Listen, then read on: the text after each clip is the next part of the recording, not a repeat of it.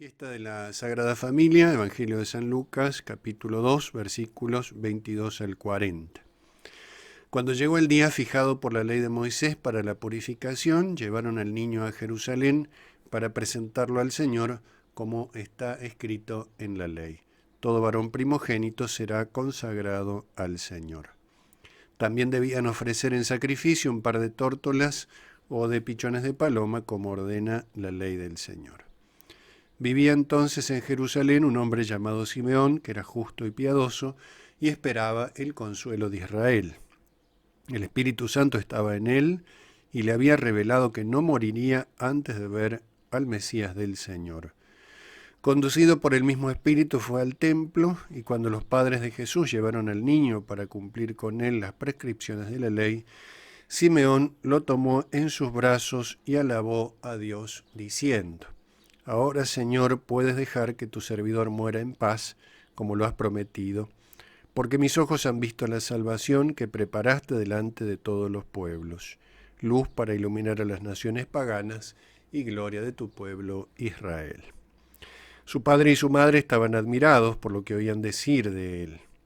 Simeón, después de bendecirlos, dijo a María la madre: Este niño será causa de caída y de elevación para muchos en Israel. Será signo de contradicción, y a ti misma una espada te atravesará el corazón. Así se manifestarán claramente los pensamientos íntimos de muchos. Había también allí una profetisa llamada Ana, hija de Fanuel, de la familia de Aser, mujer ya entrada en años, que casada en su juventud había vivido 7 años con su marido. Desde entonces había permanecido viuda y tenía 84 años.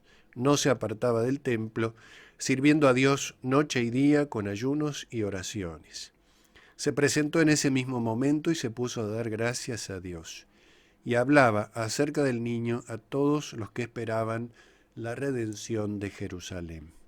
Después de cumplir todo lo que ordenaba la ley del Señor, volvieron a su ciudad de Nazaret en Galilea. El niño iba creciendo y se fortalecía, lleno de sabiduría, y la gracia de Dios estaba con él. La figura del primogénito y de lo que se ofrece en sacrificio en su lugar tiene una raíz muy antigua, este acontecimiento que menciona el Evangelio de este día. Se remonta particularmente al tiempo de la esclavitud y posterior liberación de Israel en Egipto. La última gran plaga es la muerte de los primogénitos, la plaga que decidirá por fin la liberación de Israel. Y tiene lugar en el ámbito mismo de la Pascua. Los israelitas debían marcar las puertas de sus casas con la sangre de los animales sacrificados para la comida pascual. Y así el ángel exterminador seguiría de largo. La vida de los primogénitos sería de este modo preservada. Fue un acontecimiento impactante, tal como lo relata el texto bíblico, en el capítulo 12 del libro del Éxodo, versículos 29 y 30. Dice: Y sucedió que a medianoche Yahvé hirió en el país de Egipto a todos los primogénitos, desde el primogénito de Faraón, que se sienta en su trono, hasta el primogénito del preso en la cárcel, y a todo primer nacido del ganado. Se levantó Faraón aquella noche con todos sus servidores y todos los egipcios, y hubo gran alarido en Egipto, porque no había casa donde no hubiese un muerto. Dios había advertido tal situación al llamar a Moisés para enviarlo al Faraón.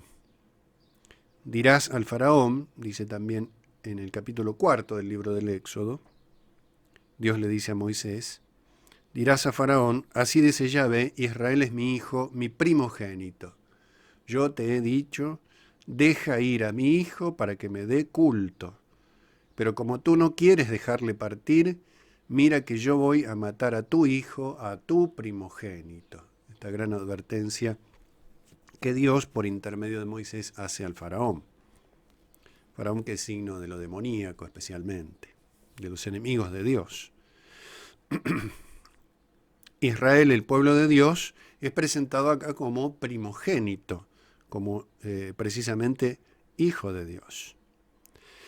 Por ello, el acontecimiento excede la mera salvación de los primogénitos concretos.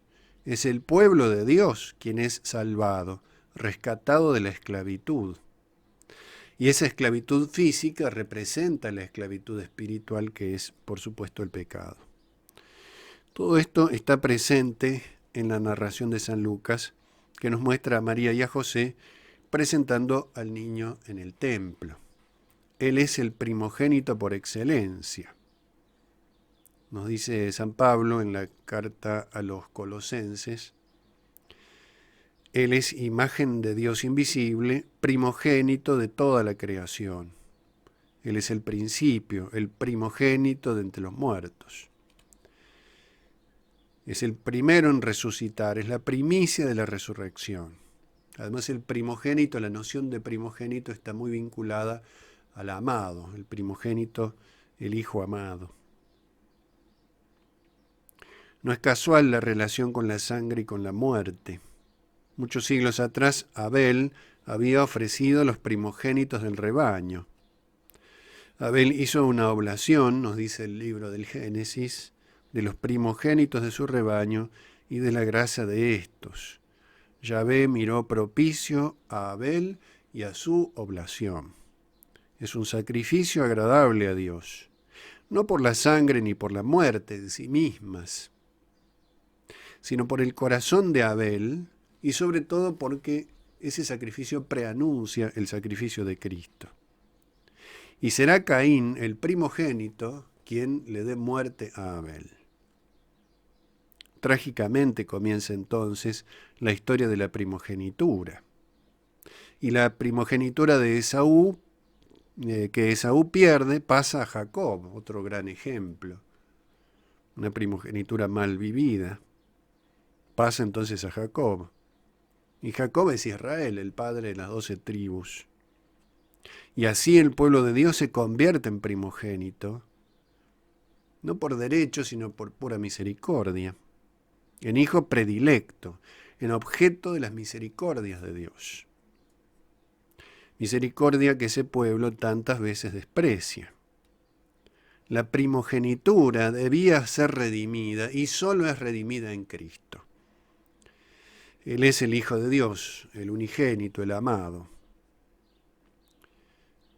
primogénito de toda la creación, primogénito entre los muertos, como leíamos recién. Y de esa manera, teniendo todo esto en cuenta, lo que hace María Santísima y San José al presentar al niño en el templo es más que un gesto simbólico, es más que el cumplimiento de una determinada legislación, que por supuesto también cumplen. Podemos decir que esta presentación en el templo es ya un acto redentor.